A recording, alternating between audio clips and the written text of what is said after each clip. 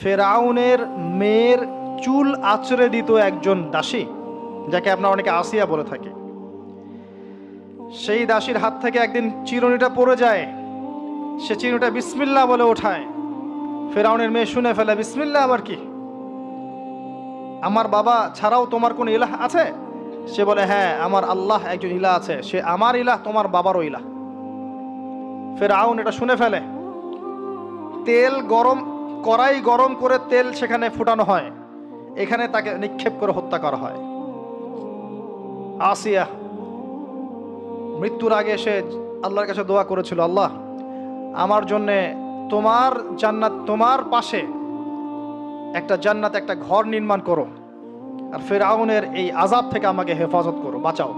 আল্লাহ পাক ফেরাউনের দাসী আসিয়ার জন্য জান্নাতে ঘর নির্মাণ করেছেন। সেই ঘর থেকে ঘ্রাণ আসছে।